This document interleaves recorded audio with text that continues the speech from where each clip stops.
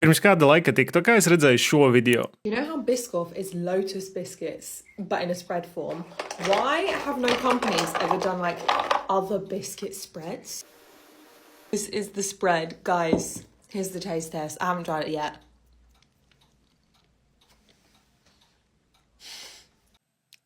Un es sapratu, ka man arī ir jāpamēģina. Exaggeration when I say that's maybe the best thing I've ever made. Tāpēc es sarunāju ar Selgu, lai viņi man atved dažādus cepumus un ķēros pie eksperimentiem. Kā labāk uztaisīt un ar kuriem cepumiem ir visgaršīgāk. Pirmais mēģinājums bija, protams, ar klasiskajiem cepumiem. Es tos salauzu un liku blenderā traukā, un tā pulsējot sablenderēju. Tad vēru vaļā iebiezināto pienu, kas īstenībā bija grūtākā daļa šajā eksperimentā, un tā uz aci lēju to klāt. Un šajā brīdī es arī sapratu, ka mans blenderis ir par vāju šim eksperimentam. Bet nekas, es pielēju vēl kondensēto pienu, lai masa ir šķidrāka, un mēģināju blenderēt vēl. Un par spīti manam mazjaudīgajam blenderim, mans pirmais mēģinājums bija diezgan veiksmīgs.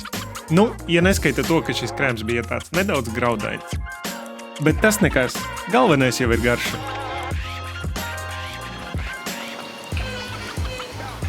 Nereāli labi. Savā otrajā mēģinājumā es ņēmu Selgas cepumus ar citronu garšu. Un šeit visu procesu atkārtoju. Cepumus liku traukā un pulsējot sablenderēju. Pielēju iebiezināto pienu, sablenderēju vēlreiz, taču šoreiz nolēmu pieliet nedaudz ūdeni, lai labāk blenderējas. Kas, diemžēl, bija kļūda, jo tekstūras ziņā krēms sanāca nedaudz parāk šķidrs, kā es vēlētos.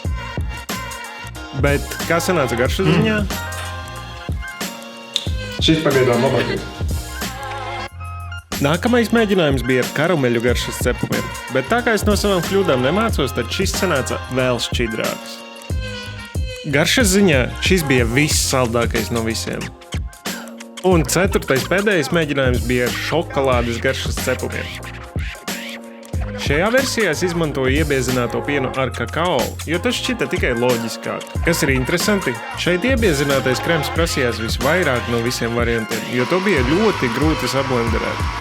Garšas ziņā šis variants bija tāds visintensīvākais, un jā, man patika. Kopumā pirmo vietu es dodu citronu garšas cepumiem, otrajā vietā ir klasiskie. Šo eksperimentu es noteikti izmēģināšu vēlreiz, taču nākamreiz ar daudz jaudīgāku blenderi.